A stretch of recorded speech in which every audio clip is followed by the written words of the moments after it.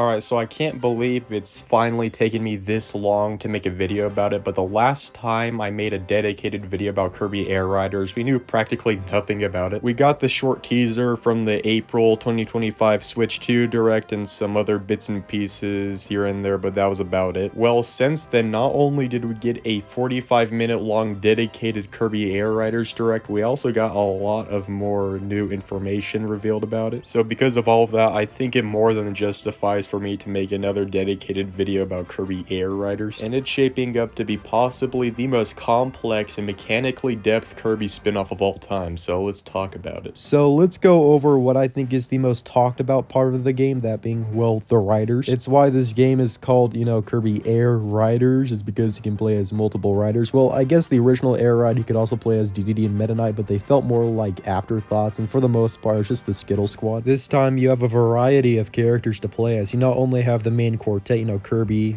obviously Meta Knight, DDD, and Bandanity, you also have some other surprise picks here as well. I think the character that, if appeared in this game, would immediately redeem Sakurai in my eyes would be Magolor, and he's definitely here, so that's really cool. And not only that, but Suzy also made an appearance, which was even more surprising. And I mean, yeah, you also got some very Sakurai-esque picks here as well. You know, you got Chef Kawasaki, Cappy, Knuckle Joe. But I think the fact that there is some modern representation here, like, at all, more than makes up for that. And on the bright side with the Sakurai picks, we also got the unsung hero of this game, Starman, who is like a fan favorite already, and I can totally see why. And, you know, beyond the characters just being here, they all have their own weight classes, characteristics, you know, all that jazz. Like, I think one of my favorite character-specific things so far is Magolor causing spikes to shoot out from the ground once he makes a landing. I think that just, like, really fits his personality. And also Gooey holding weapons with his tongue, which, you know, was kind of an inevitability because how else would he hold them, but I still think it's really funny. And all of the characters' alternate outfits are just top-notch as well. Like, DDD gets his ults pulled directly from Smash Brothers, which, you know, is fine. I mean, they look pretty cool and everything. You know, I would have liked to see Grayscale DDD here as well, but, you know, you can't have everything, I guess. Meta Knight also gets his ults pulled directly from Smash Brothers, but at least it's his best ults, you know? It's Dark Meta Knight and Galactonite. It would be cool if you got a couple other ults in this game, like maybe one's based off, I don't know, Morpho Knight or Mecha Knight from Planet Robobot. Like, that'd be pretty cool. Waddle Doo gets an ult based off Dark Matter. Like, that's really cool. Gooey gets an ult based off his classic colors from Dreamland 3 and the artwork for that game, I believe. And on paper, yeah, I guess it is, like, somewhat lame if you don't really understand the reference because it's just Gooey but darker. But I don't know. Either way, I'm still a really big fan of this color scheme. It looks really cool on him. Starman gets an ult based off his appearance in Dream Course, which just shows how much of a Starman fanatic Sakurai is. Magolor probably has my favorite ult in this game, and it's interdimensional Magolor from Magolor Epilogue. I just love how much it contrasts with Magolor's normal appearance, and it's a really sick reference as well. And now I hope Magolor also gets Shopkeeper and Manager Magolor ults as well. Suzy gets a pretty obvious reference. This is Parallel Suzy from the Kirby Clash series. The fact Suzy is in this game is crazy enough, but the fact that Parallel Suzy is also in this game to some extent is even crazier. And what would be cool is if they made an ult based off the Weekend Outfit Suzy mask from Return to Dreamland Deluxe and kind of realized that into a full design. And of course, there's other ults I didn't talk about, but I just want to get the obvious ones out of the way, and I didn't want to make that segment too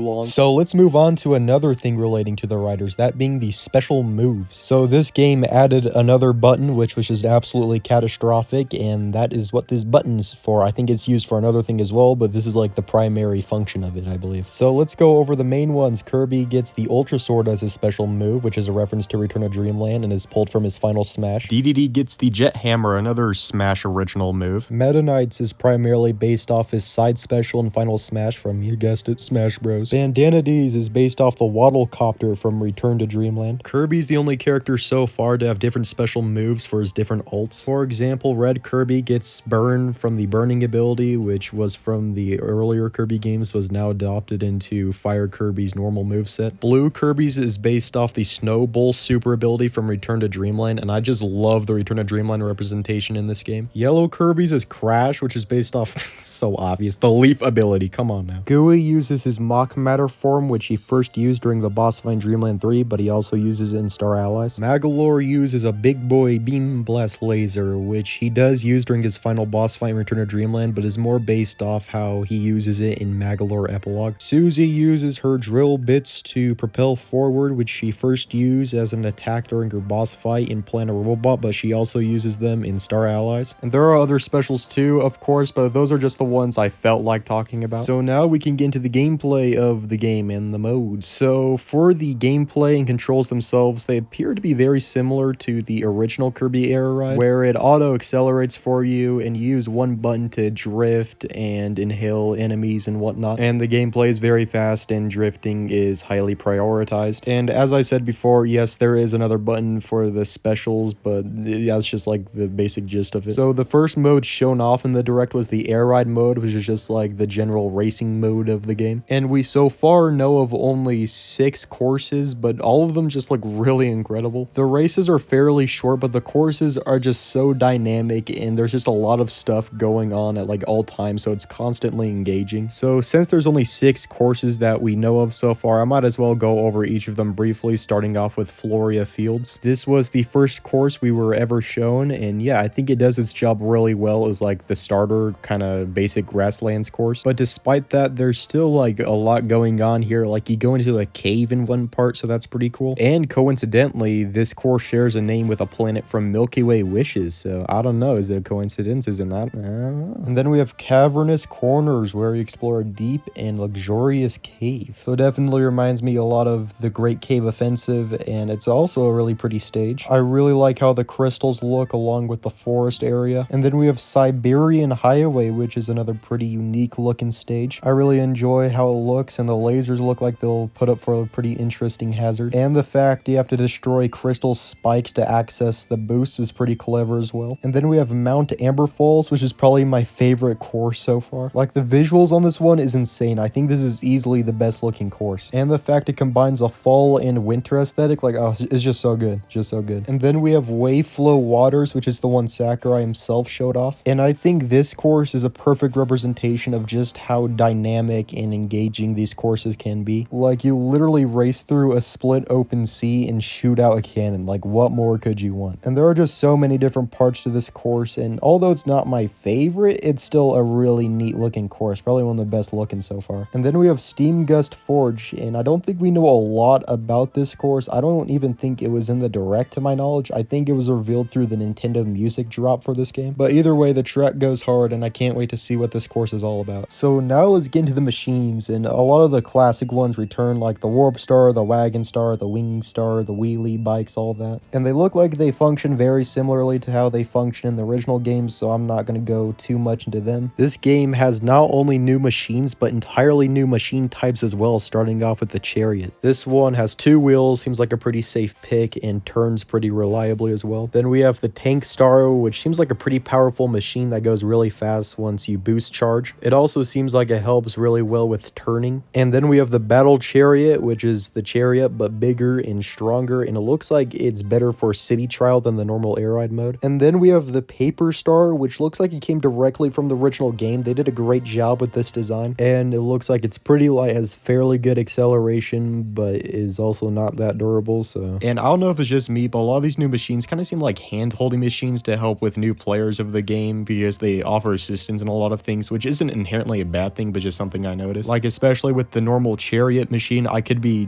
dead wrong here, but I don't know, maybe it's just me. And now let's get into the copy abilities, which all riders can use, which kind of breaks all Kirby lore, but who cares? It's super cool that this is a thing in the game. So a lot of the basic ones return, like fire, bomb, sword, mic, all that. But we also have some new ones, starting off with Cutter. I'm surprised Cutter wasn't in the original game, but I'm glad we have it now, because it'll definitely mix things up as like a boomerang-esque ability. And then we have Jet, which is a very fitting inclusion. I think the Jet ability is just perfect for a racing game, because, you know, it deals with acceleration. And then we have Steel Ball. Sure, not a very imaginative ability, but yeah, it works. And this one wasn't revealed in the direct itself, but instead through city trial footage at different events, and that is Fighter. And it kind of looks like just makes your quick spin more powerful, so lucky you, Knuckle Joe. Your bitch ass isn't completely obsolete yet. Alright, so now we can finally get into like the main appeal of Kirby Air Ride.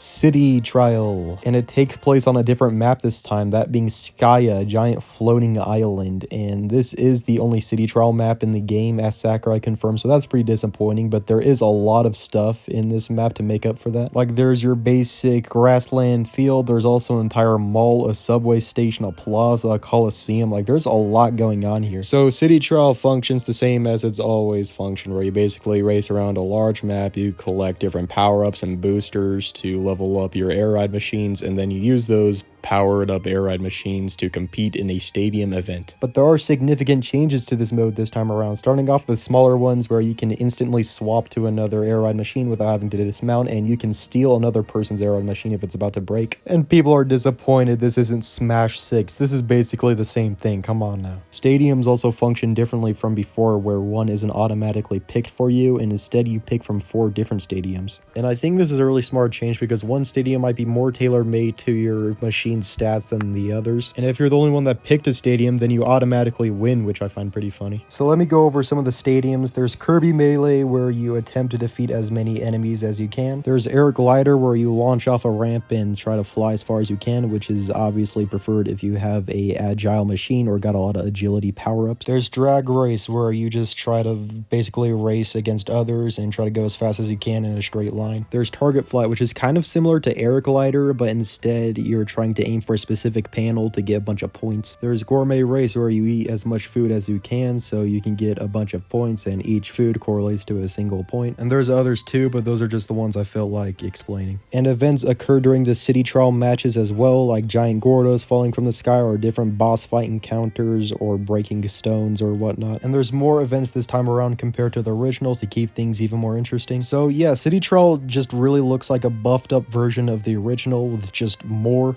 stadiums, more events, more mechanics, just more things going on, a larger map, all of that. And I think that's exactly what a return to City Trial should be, just expanding on all of the best and most fun parts of the mode. And I think Air Rider City Trial accomplishes that perfectly, especially with Skya as the new map. It's just a larger, better version of the original with so many more locations and stuff. Like, I can already tell this will be the main selling point of this game. So yeah, overall, Air Riders is shaping up to be one of the best Kirby spin-offs of all time. It does everything a Kirby Air Ride sequel should accomplish, just expanding on all the best parts of the game while not trying to reinvent itself. And despite this being a Sakurai game, there is a decent amount of modern Kirby representation here as well, which I am extremely satisfied about. And I think all of my main problems with the game so far just comes from the fact that we haven't seen everything yet, and they are going to do another direct for Kirby Air Riders. Like, I did want to see what other abilities and courses were in store, but of course they aren't going to show everything on the first go. And there's other stuff that I love about the game that I just haven't mentioned yet. Like, the soundtrack for this game is incredible. Like, what we have heard so far from the Nintendo Music app is it just sounds so incredible. And like, yeah, I do kind of want to see like a campaign mode or some other sort of significant new mode, but I think we'll see that in the next direct, especially after that teaser at the end of the first Kirby Air Riders direct. Like, who is this Diddy Blood? Is it Dark Matter Swordsman? Is it DDD? Who is it? Well, I guess we'll find out sooner or later. So yeah, I can't wait for that second Kirby Air Riders direct, because what we have seen already from this game is just absolutely stellar. And I will probably make more videos about this game, so don't you worry. And yeah, so thanks for watching, everyone, and bye-bye. Okay, I'm sorry, I do actually have some little nitpicks that I do want to talk about before the end of this video. First, like, the one button gimmick, like, I get it, you do want to keep what was unique about the original Air Ride here, but